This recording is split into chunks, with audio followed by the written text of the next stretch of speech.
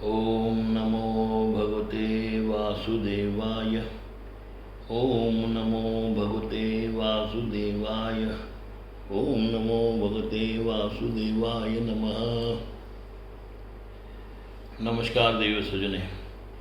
आज जो पुरुषोत्तम मास अधिक मास है, आज उसकी षष्ठ रविवार, षष्ठमी रविवार है। और ये जो रविवार है, जिसको हम लोग बोलते हैं शुभ रविवार, कृष्ण पक्ष की, और इसमें पुष्य नक्षत्र का प्रवाह है। रवि पुष्प योग बनता है। रवि जो है पुष्प नक्षत्र में बैठा है। तो ये जो नक्षत्र है, ये क्या होते हैं, इनको कैसे बनाया गया है, कैसे किया गया है, और ये हमारे मनुष्य पर क्या उसका प्रभाव करते हैं, ये प्रश्न काफ़ी लोग पूछते थे। तो उसका मैंने उत्तर दिया था काफ़ी जगह। नक्षत्र का मेरा है, उसमें आप जाके चेक कर लीजिएगा डिस्क्रिप्शन में। जैसे 27 नक्षत्र है, तो उसका जो प्रभाव है हमारे स्वभाव पर, हमारे कर्म पर, हमारे धर्म पर पड़ता है। दूसरी बात ऐसा है कि भाई राशि 12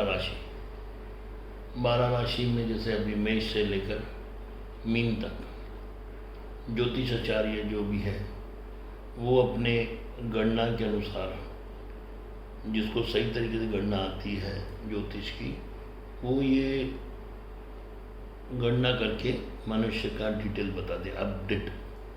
भाई आज आप कहाँ हो, क्या हुआ है, क्या होने वाला है।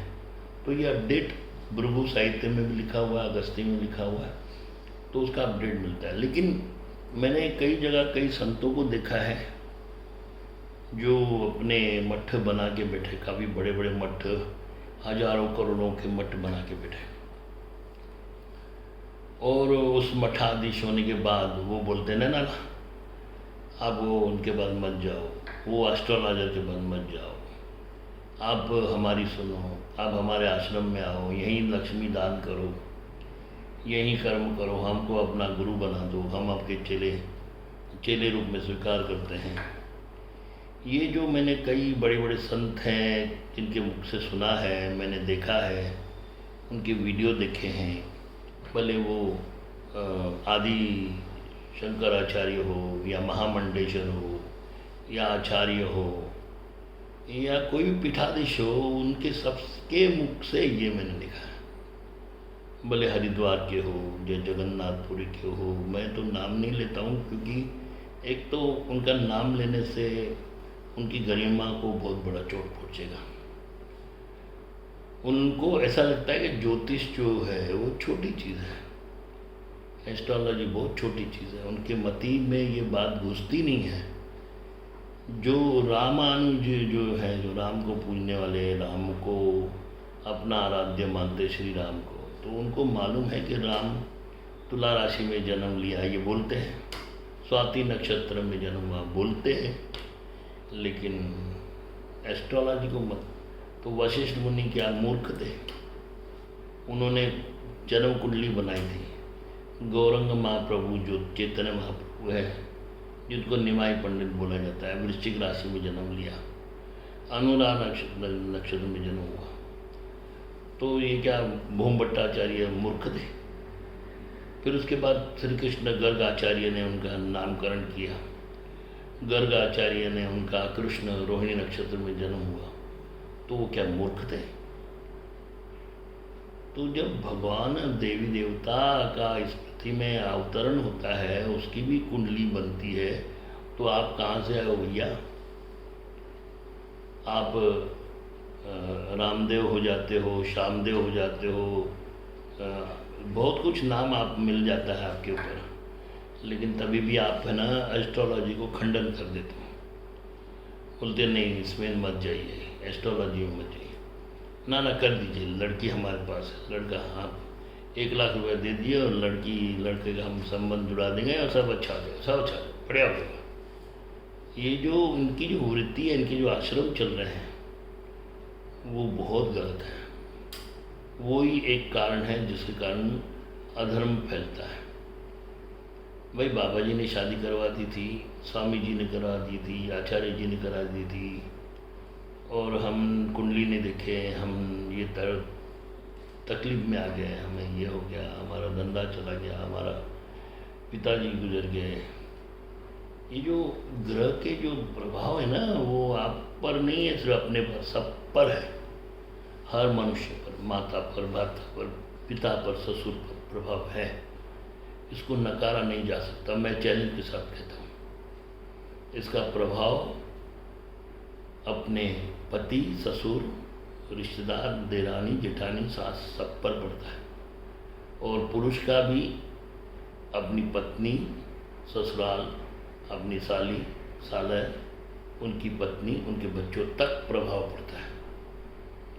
तो ये जो एस्ट्रोलॉजी है छोटी चीज़ नहीं है। जो जो बाबा जी ने बोला है उससे पहले ये बोलो कि आप एस्ट्रोलॉजी को समझो। पहला बेस, जो बेस है, बेस जिसकी जड़ें, फाउंडेशन, वो एस्ट्रोलॉजी है। उसके बाद आप बाबा बनते हो। उसके बाद पहला तो शुरुआत तो यही करते हो ना, बबूती देते हो, धागा देते हो। फिर उसके बाद मनुष्य का विश्वास बढ़ता है तो आप उसका फ़ायदा उठाते हो। जो कि मैं 30 साल से एस्ट्रोलॉजी कर रहा हूँ। मेरा खुद का एक्सपीरियंस 35 साल का है, लेकिन आज तक मैं मठाधीश बनने का कभी कोई कोशिश नहीं किया। मुझे तो बहुत ऑफर है, लेकिन मैं कभी नहीं किया, क्योंकि मुझे मालूम है कि भाई मायावादी जितने भी संत हैं आज के समाज में, वो एस्ट्रोलॉजी को तुच्छ मानते हैं और मैं अपनी जड़ को पकड़ बैठा हूँ।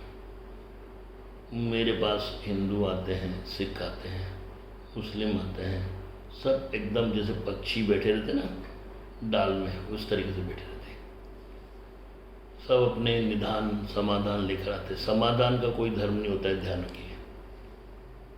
जो प्रॉब्लम है उसका भी कोई धर्म नहीं होता है। तो आप अपने प्रॉब्लम लेकर आते हो, उस बाबा जी के पास जाओगे तो बोले अरे बेटे तुम कर्म करो, अच्छे मंदिर में जाओ, ये करो, गुरुद्वारे में जाओ, मत्था टेको, चक्कर काटो, लेकिन और कुछ नहीं है। उसका जो मन, उसका जो डूब चुका है, उसको निकालने के लिए एस्ट्रोलॉजी से बड़ा कोई नौका नहीं है। कोई नौका नहीं है, कभी नहीं डूबती। क्योंकि भगवान खुद मीन है। मीन मतलब मछली, मछली फर्स्ट अवतार है भगवान का। जब प्रलय होने के बाद फर्स्ट अवतार भगवान ने मीन लिया था। केशव द्रीता मीन स्वरूपा जय जगदीश हरे। तो मीन तो राशि है हमारी, और लास्ट राशि है उसके 12वें में। और उसके बाद भगवान राम ने धनुष लिया था, तो राशि है धनुष राशि, धनु राशि। और पार्वती की जो बोला जाता है हिमावन कन्या, वो हमारी कन्या राशि है। समझ गए आप? तो ये जो कामदेव और रतिका जो है वो मिथुन राशि है।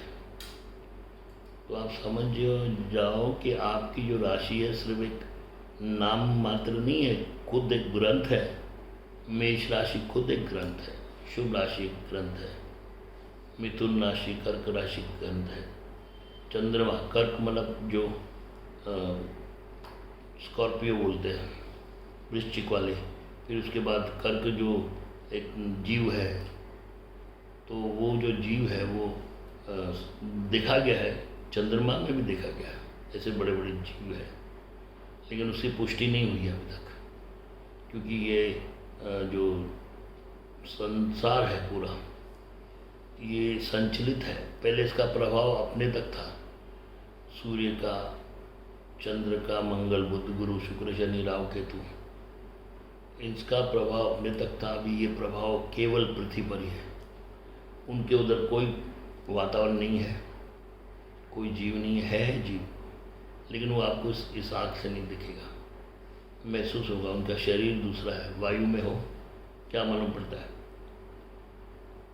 उनका शरीर जल में हो क्या मालूम पड़ता है। जल में शरीर आपको समझ में आएगा, भाई मछली है, कछुआ है, लेकिन जो शरीर ही जल का हो तो कैसे मालूम पड़ेगा, शरीर ही वायु का होगा तो आपको कैसे मालूम पड़ेगा। तो ये समझना चाहिए। मैं इसका खंडन करता हूँ। इस वीडियो को बनाने का अर्थ है कि कई दिनों तक मेरे मन में ये था कि जितने भी ये बाबा जी हैं जो एस्ट्रोलॉजी को निम्न मानते हैं, वो खुद निम्न है, उनका खुद का निम्न। उनको तो बोलिए आप अपना नाम भी है ना, अपने कुंडली के हिसाब से मत रखिए, आप अपना नाम जो है वो अपनी इच्छा से रख लीजिए। आपको कोई ब्राह्मण जो नाम दिया है वो नाम नहीं रख के आप अपनी मर्जी से नाम रखिए, ठीक है। तो आपको समझ में आ गया कि आप लोटाराम हो, डंडाराम हो कि छगाराम हो, आपको मालूम पड़ जाएगा। तो आज मेरे सब भाइयों बहनों से निवेदन है कि ऐसे जो पाखंडी लोग हैं उनसे दूर रहिए। एस्ट्रोलॉजी इज़ फर्स्ट सीढ़ी है, और एस्ट्रोलॉजी के बिना आप किसी भी निष्कर्ष पर मत जाइए। हरे कृष्ण।